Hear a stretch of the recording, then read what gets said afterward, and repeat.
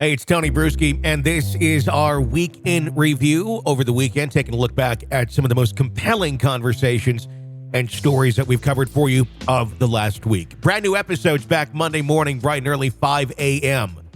here on the podcast.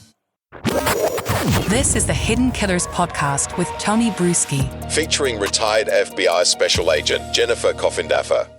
We've been obviously talking about Richard Allen for quite some time, but before there was Richard Allen, before the arrests were made, the FBI was involved in the matter, and they prepared that affidavit showing probable cause that Ron Logan had killed Abby and Libby, and even went as far as to say that they believe there was a probable cause that he committed the crimes. There was that rift between the FBI and local officials working the case at that time. And yes, I'm getting this directly off of a tweet that you had put up there. But you stated it so eloquently. Ron Logan, he's dead now, but he was a person of interest, at least with the FBI. Take us back. How did this all break apart, and why did the local officials not want to pursue looking at Ron more when you have the FBI saying, hey, look, we do have a few more resources than you, and here's what we're coming to you with? Why be so flippant and move on to somebody else or other things that don't really have as strong of a case behind them? Oh boy, Tony, this case is, as you can probably tell by my profile on my Twitter, where I feature those two girls, Abby and Libby.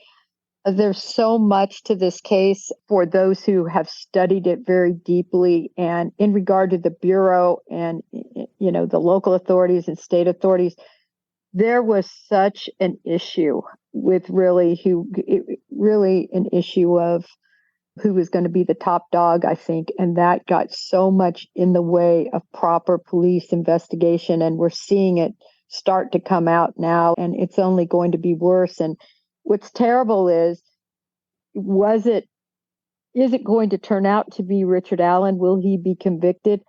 Was it truly Ron Logan? Was it Odinus?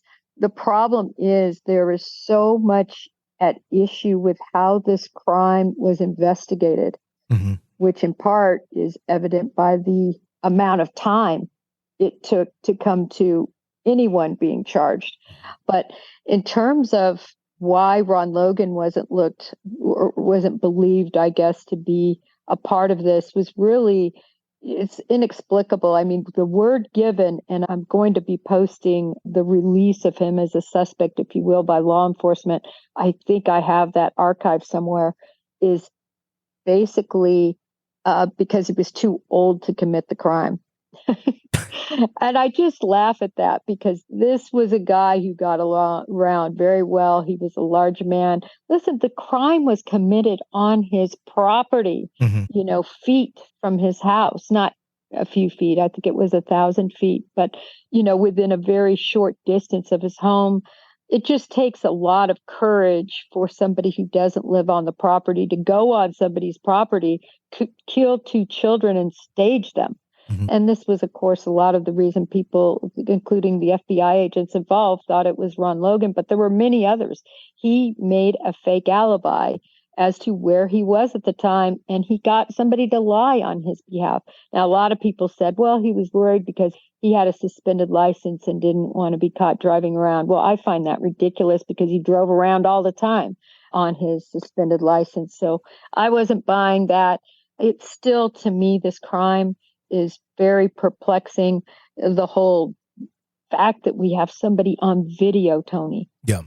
On video, with their voice on video. And that was another thing. The FBI did voice analysis, and the FBI will never tell you that voice is this person's voice. What they will tell you is there are characteristics that are the same, or that they can tell you that it is not that voice. In other words, in this case, they could not say it wasn't Ron Logan's voice, because there were characteristics that were the same, if that makes sense. Is it too far of an assumption to go and say that the person who was on the video, the man walking, is the person that committed the crimes? Could it, in theory, could that not have just really been somebody out for a walk that was there at that point in time and really had no idea what was about to happen to these girls. No, I think that it was the person who committed the crime. Now that we have even more analysis of that 40+ second video, it's, hey, guys, down the hill, particularly Libby, feels, I think, probably threatened or concerned. Thus, she even takes the video that she takes. And it's believed, of course, then he, coerced them down the hill using possibly a gun. And then, took them to the site where he, really spent a lot of time murdering them. Yeah. I don't know if people really understand the time involved. I mean, their clothes were removed. Libby's clothes were put on to Abby. Mm-hmm. Libby was left naked. They were taken from where they were killed a short distance and propped up against trees. Mm-hmm. Then they were covered with brush that, of course, people are saying, oh, this was, part of the Odinistic ritual. I think it was just to obscure them from being found. And we know it took hours for them to be found. They went missing at about 2:00 in the afternoon one day, and they weren't found till the next morning. So this is one of those cases, the Bureau and their findings and those investigators did not line up with what state and locals thought. And without the state and locals inviting the Bureau into their venue, they're not going to be involved. And they weren't involved, as you saw at the press conference, as an example. There was no FBI there. Yeah. And so...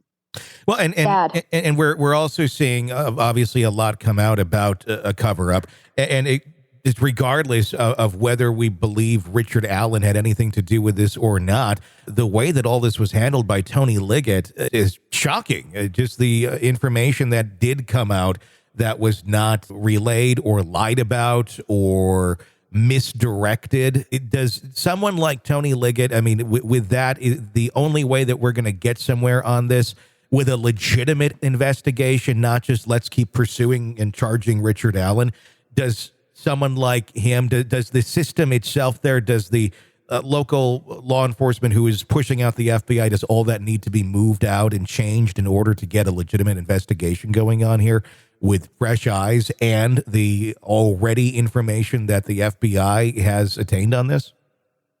In my opinion, it does. And I'm not necessarily just trying to tout the FBI.